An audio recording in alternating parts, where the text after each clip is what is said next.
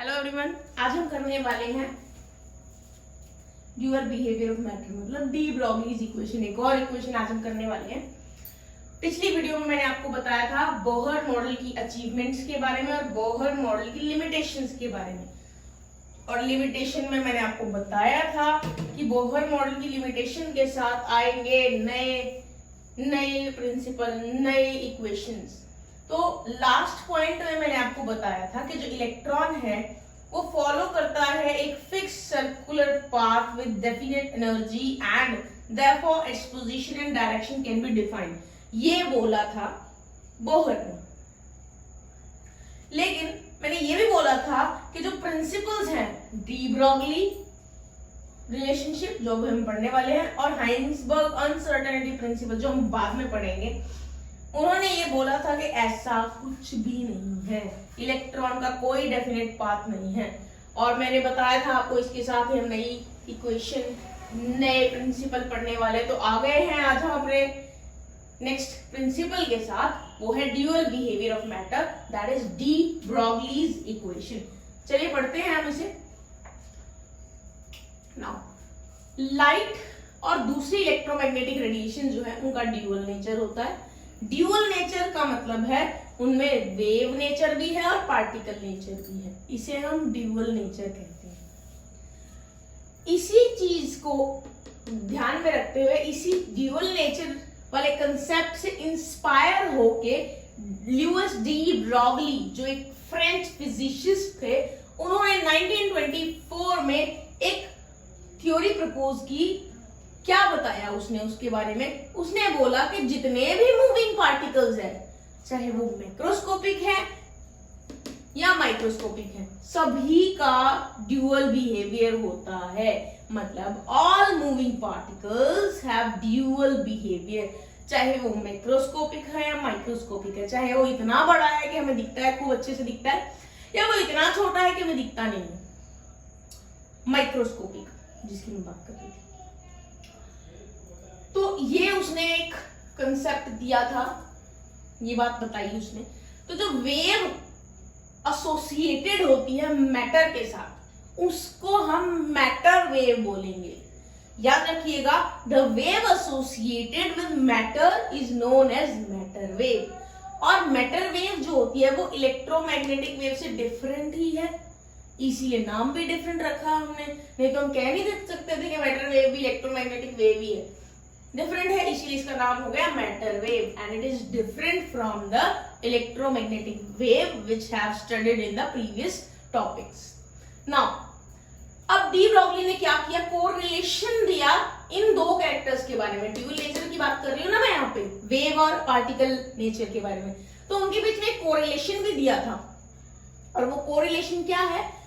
वो है lambda is equal to H by M V, जहां पर लैम्डा जो है वो वेवलेंथ है, एच प्लैंक कांस्टेंट है, वी आपके मास है ऑब्जेक्ट का, किसी भी ऑब्जेक्ट का, माइक्रोस्कोपिक जो भी है वो, and V is the velocity of that object.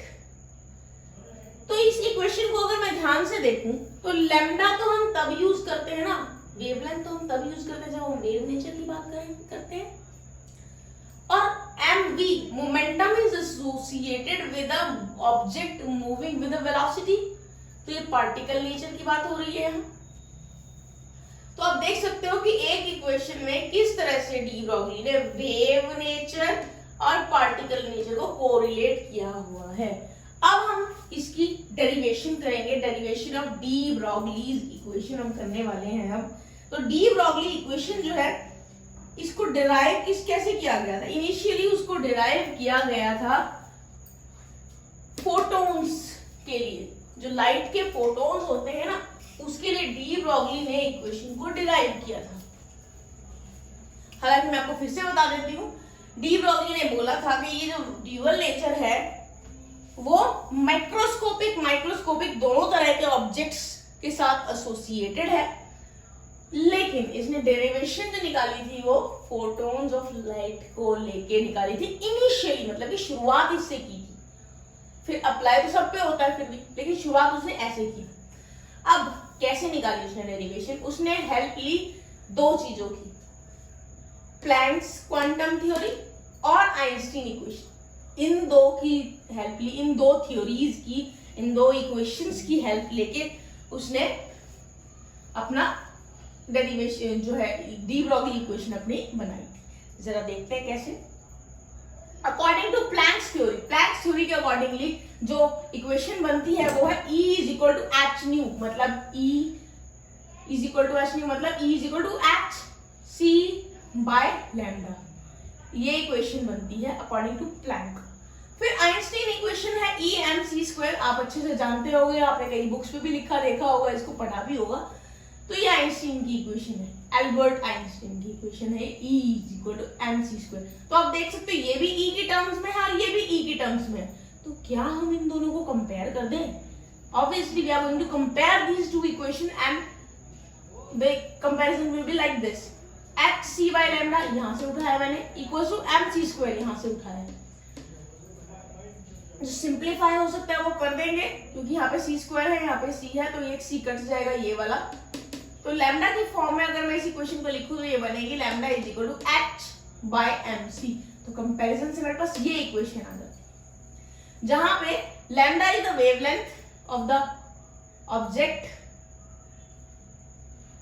Object के साथ जो वेव नेचर है उसकी वेवलेंथ है ये, एच प्लैंक्स कांस्टेंट है, m उस ऑब्जेक्ट का मास है, c is the velocity of light, c indicates the velocity of light जिसकी वैल्यू है 3 × 10⁸ मीटर पर सेकेंड। लेकिन मैंने आपको बताया जैसे कि ये दोनों ही ऑब्जेक्ट्स पे अप्लाई होगा। तो अगर मैं एक ऑब्जेक्ट जिसकी वेलोसिटी v है, एक मूविंग ऑब्जेक्ट इनफैक्ट जिसकी वेलोसिटी v है, देखिए मूविंग ऑब्जेक्ट, तो ये जो ऊपर वाला रिलेशनशिप है वो कैसे लिखा जाएगा? कुछ नहीं है, एज इट इज लिख देना उठा के, बस c की जगह v प्लेस कर देना। देखिए lambda is equal to h by M C है, यहाँ पर lambda is equal to h by M V है, सिर्फ हमने c की जगह v प्लेस किया, क्योंकि यहाँ पे जो ये इक्वेशन है वो किसके लिए है? फोटॉन्स ऑफ लाइट के लिए है, इसीलिए स्पीड भी लाइट की आएगी, वेलोसिटी भी लाइट की आएगी। लेकिन अगर मैं मूविंग ऑब्जेक्ट की बात कर रही हूं तो उसके लिए वेलोसिटी c ना होके v हो जाएगी, तो इसीलिए मैंने थोड़ा सा चेंज, मैंने नहीं, डी ब्रॉगली ने थोड़ा सा चेंज किया दिखाने के लिए आपको, ताकि आपको समझ में आए किस तरह से इस इक्वेशन को हम अप्लाई कर सकते हैं दोनों तरह के ऑब्जेक्ट्स पे, मैक्रोस्कोपिक और माइक्रोस्कोपिक।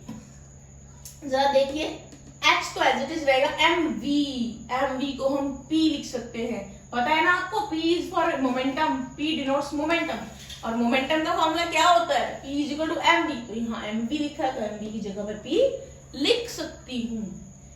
तो इसको देख के ये इक्वेशन बनती है lambda is equal to h by p, h तो कांस्टेंट है, तो मैं क्या कह सकती हूँ ये चीज कि lambda is inversely proportional to momentum.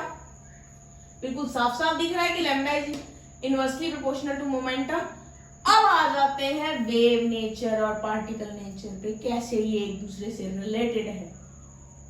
जरा देखिए लैम्डा दैट इज वेवलेंथ, मतलब ये वेव नेचर को इंडिकेट करता है, डायरेक्टली प्रोपोर्शनल का ये साइन लगा दीजिए प्रोपोर्शनैलिटी का, 1 by p, 1 as it is रहेगा, p जो कि मोमेंटम है mv, देखिए यहाँ पे मैंने बताया था वो पार्टिकल नेचर से एसोसिएटेड है। तो मैं कह सकती हूँ क्या, अगर lambda is inversely proportional to momentum means wavelength is inversely proportional to momentum, then we can say wave nature is inversely proportional to particle nature. So इस तरह से आप रिलेट कर सकते हो इसको। तो I think it's clear to you. और ये जो equation lambda is equal to h upon mv है, वो ये वाली इक्वेशन है जो कि मैंने आपको स्टार्टिंग में बताई थी, उसकी डेरिवेशन है ये, डिराइव उसने किया है दो थ्योरीज के बेसिस पे, उन थ्योरीज की इक्वेशन के बेसिस पे, प्लैंक्स थ्योरी की इक्वेशन और आइंस्टीन इक्वेशन, इनको बस कंपेयर किया है। And this is very easy, just try it at once. अब इसके बाद हम आ जाते हैं relationship between kinetic energy and de Broglie equation. Kinetic energy और डी ब्रॉगली इक्वेशन के बीच का रिलेशनशिप को हमें यहाँ जानना है। हमें पता है काइनेटिक एनर्जी होती है E is equal to 1/2 mv square. Kinetic energy भी तो एनर्जी ही है, तो E is equal to 1/2 mv square is the formula. अब मुझे कुछ ऐसा करना है कि मेरा एक तरफ एम वी मैं ले आऊं, एम वी ले आऊंगी। कैसे लेके आऊंगी, यहाँ पे एम वी है, तो अगर यहाँ पे मैं यहाँ पे 1/2 एम वी स्क्वायर, तो इस इक्वेशन को दोनों साइड से मैं अगर 2m से मल्टीप्लाई कर दूं और फिर सिंप्लीफाई कर दूं तो मेरा काम बन सकता है। तो जरा देखिए, मैंने यहाँ पे e था तो 2m ही कर दिया क्योंकि 2m से मल्टीप्लाई कर दिया इधर, और यहाँ पर 1/2 एम वी स्क्वायर था, मल्टीप्लाई में 2m कर दिया, 2 से 2 कैंसिल हो गया, तो ये 2m में किसके इक्वल आ जाता है, m स्क्वायर वी स्क्वायर। ये देखिए यहाँ एक m ये है, एक m ये है, तो m स्क्वायर आ गया, v स्क्वायर तो था ही, तो 2m is equal to m square v square. और अगर मुझे mv निकालना है, ऑब्वियसली मुझे mv ही निकालना है, तो देखिए mv कैसे आएगा, mv will be equal to under root 2me, तो यहाँ पर स्क्वायर आएगा तो इसके इधर इस साइड पे अंडर रूट करना पड़ेगा अगर मैं mv की वैल्यू निकालना चाहती हूँ। तो under root 2me can also be written as 2me raise to the power 1/2। तो ये वैल्यू हम पुट करेंगे डी ब्रॉगली इक्वेशन में। डी ब्रॉगली इक्वेशन क्या है, lambda is equal to h/mv है। mv की वैल्यू हमें यहां से मिल जाएगी, बस हमें mv की जगह ये वैल्यू पुट करनी है, तो इक्वेशन बन जाती है h/2me rays to the power 1/2। तो इस तरह से आप रिलेशनशिप निकाल पाओगे काइनेटिक एनर्जी और डी ब्रॉगली इक्वेशन का। तो प्लीज इक्वेशन को एक बार ट्राई जरूर करना, अदरवाइज आप इसको समझ नहीं पाओगे। Now we have to do limitations of de Broglie equation. So, according to de Broglie, every object in motion has wave nature. तो de Broglie ने क्या कहा था आपको, मैंने बता दिया है कि डी ब्रॉगली ने कहा था कि चाहे पार्टिकल मैक्रोस्कोपिक हो या माइक्रोस्कोपिक हो, सबके साथ वेव नेचर भी एसोसिएटेड है और पार्टिकल नेचर भी एसोसिएटेड है। तो उसने क्या कहा था, हर ऑब्जेक्ट के साथ वेव नेचर है, पार्टिकल भी है, बट यहाँ पे वेव नेचर इसलिए लिखा है मैंने खाली क्योंकि यहाँ पे मैं लिमिटेशन बता रही हूँ आपको। लेट्स सी, तो wavelengths associated with ordinary objects are so short due to large mass that their wave properties cannot be detected। तो बात तो उसने कही थी, ठीक कही थी, लेकिन जो वेवलेंथ की बात करें अगर हम ऑर्डिनरी ऑब्जेक्ट्स की, तो ऑर्डिनरी ऑब्जेक्ट्स मतलब मैक्रोस्कोपिक ऑब्जेक्ट जो हमें दिखाई देते हैं, उनका मास ज्यादा होने के कारण वेवलेंथ बहुत छोटी होती है। क्यों, क्योंकि lambda is equal to h/mv means lambda is inversely proportional to mass, तो मास ज्यादा तो वेवलेंथ कम, तो इसीलिए मैंने कहा वेवलेंथ शॉर्ट होती है लार्ज मास के कारण। तो वेवलेंथ शॉर्ट होती है तो वेव प्रॉपर्टीज जो होंगी वो डिटेक्ट होंगी ही नहीं उन ऑब्जेक्ट्स के लिए जिनका मास लार्ज है। लेकिन अगर मैं उन चीजों की बात करूं, उन पार्टिकल्स की बात करूं जैसे इलेक्ट्रॉन या सब एटॉमिक पार्टिकल्स है जो माइक्रोस्कोपिक हैं, जिनका मास बहुत ही ज्यादा छोटा है, तो as I told you lambda is equal to h/mv, तो मास कम तो वेवलेंथ ज्यादा, तो वेवलेंथ इलेक्ट्रॉन्स और सब एटॉमिक पार्टिकल्स की ज्यादा रहेगी और एक्सपेरिमेंटली डिटरमाइन भी हो पाएगी। तो ये यहाँ पर इसका जो है मैंने आपको लिमिटेशन बता दी।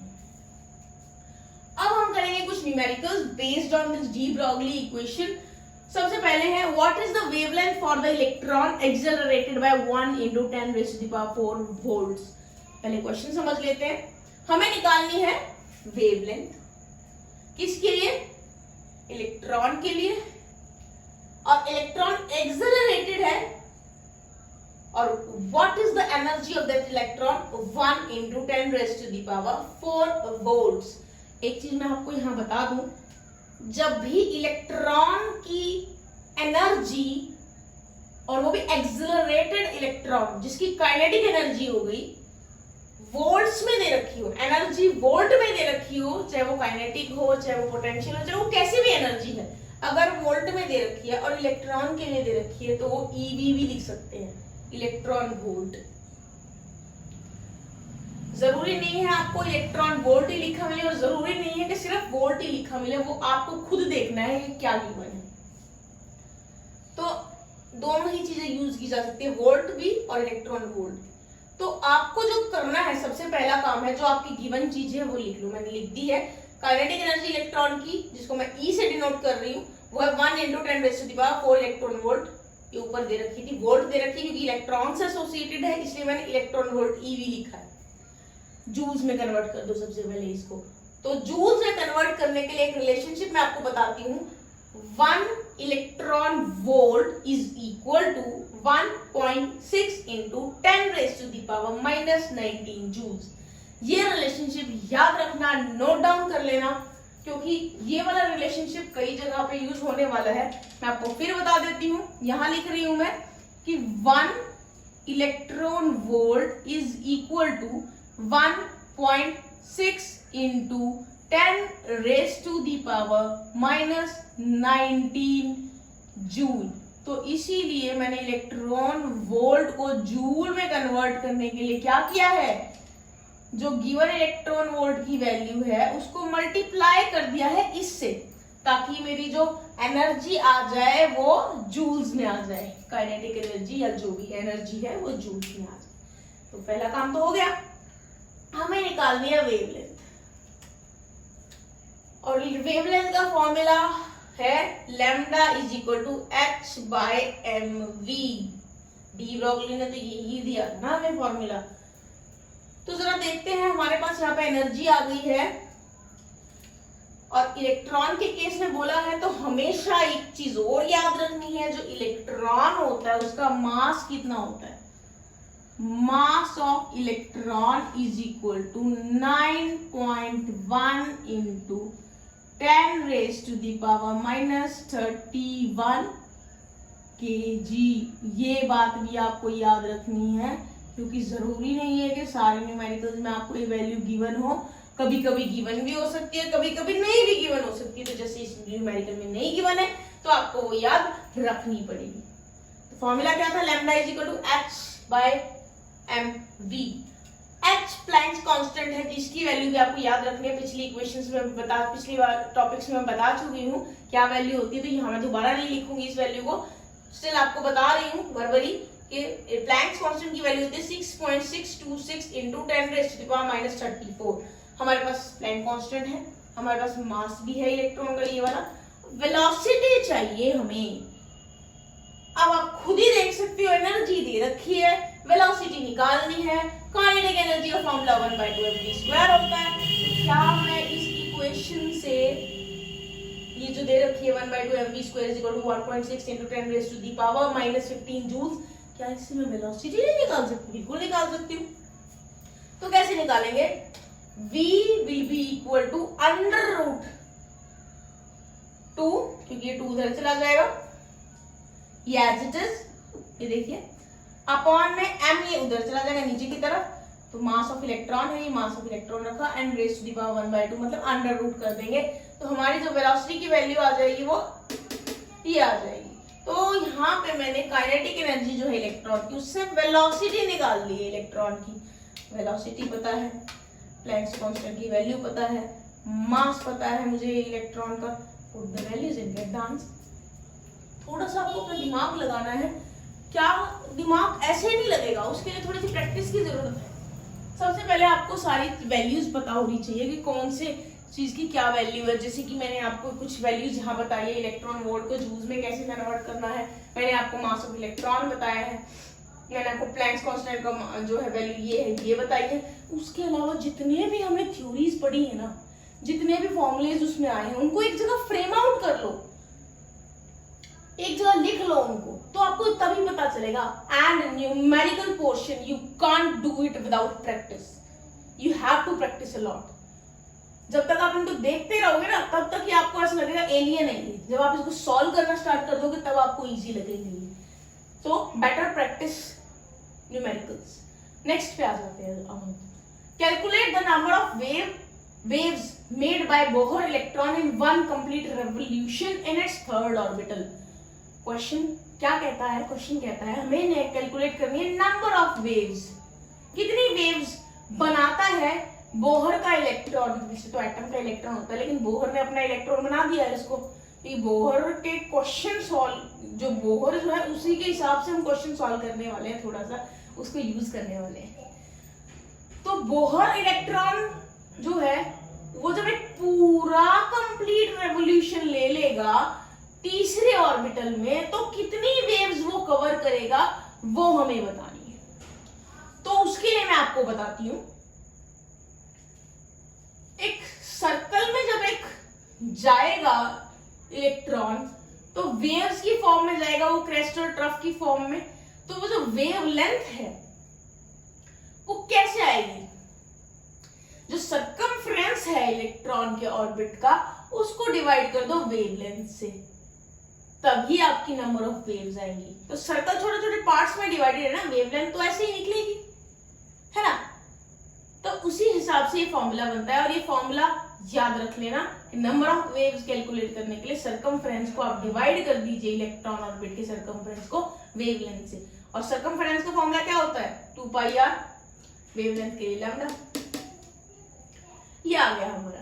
अब यहाँ हमें पता है कि lambda is equal to h/mv होता है, तो क्या मैं इस लैम्डा की जगह ये वाली वैल्यू पुट कर दूं? तो हम पुट कर देते हैं। Number of waves will become equal to 2πr, जो पहले भी थी।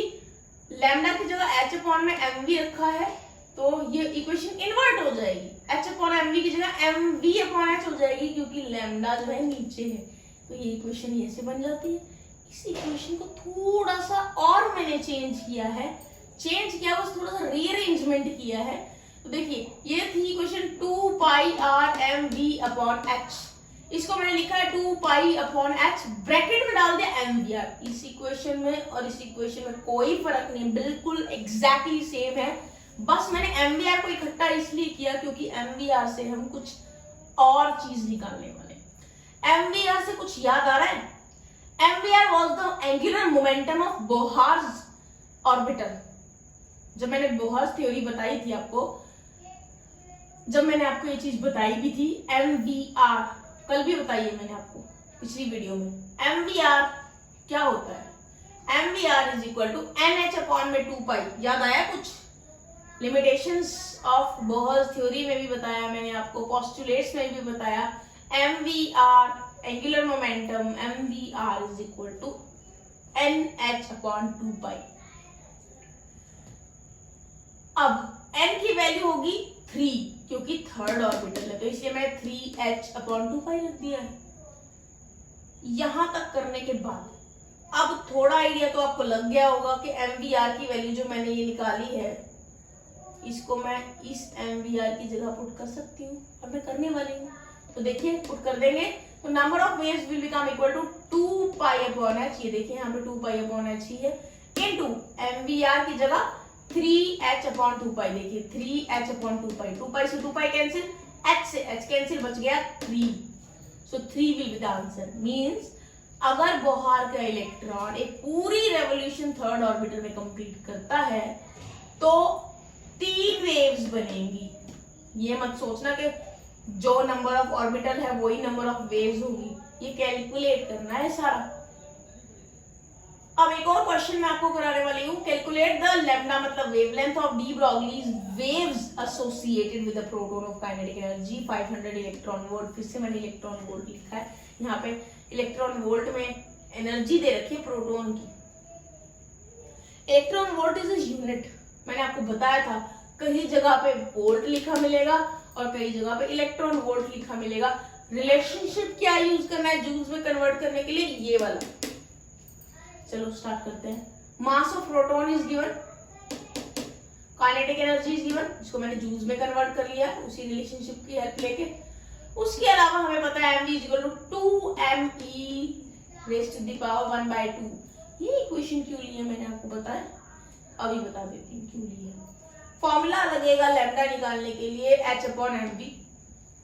ओके, h तो हम पता कर ही लेंगे, पता है हमें वैल्यू h की 6.626 × 10⁻34। मास गिवन है, वेलोसिटी हमें नहीं गिवन। वेलोसिटी गिवन नहीं है तो वेलोसिटी कैलकुलेट करनी पड़ेगी। कैसे? जैसे यहाँ की थी, या तो ऐसे कर लो, यहाँ भी तो किया ना हमने वेलोसिटी कैलकुलेट, या तो ऐसे कर लो, नहीं तो इस इक्वेशन की हेल्प लेके mv की जगह ये रख दो और अब अपना क्वेश्चन सॉल्व कर लो। तो जरा देखते हैं कैसे। ये अगर मैं mv की जगह पुट करती हूँ तो इक्वेशन बन जाती है h अपॉन में 2me raise to the power half, मतलब अंडर रूट ही। h की वैल्यू मैंने पुट कर दी, 2 आ गया आपका ये वाला 2। मास ऑफ प्रोटॉन ये गिवन है, ये मैंने यहाँ रख दिया है। ये एनर्जी गिवन है ये वाली, ये मैंने यहाँ रख दिया। And raise to the power 1/2। इसको सॉल्व करेंगे तो यहाँ से आ जाएगा। इस क्वेश्चन को आप इस तरीके से भी सॉल्व कर सकते हो और इस क्वेश्चन को आप इस तरीके से भी सॉल्व कर सकते हो। तो दोनों को आप ट्राई कर लेना, आपको दोनों मेथड्स में से जो इजी लगे फिर आप वो अप्लाई कर सकते हो। So now you can solve few more numericals on the basis of this de Broglie equation and Bohr's theory जो है उसके भी कुछ इक्वेशंस यहाँ अप्लाई हो रही है, तो प्लीज प्रैक्टिस करें।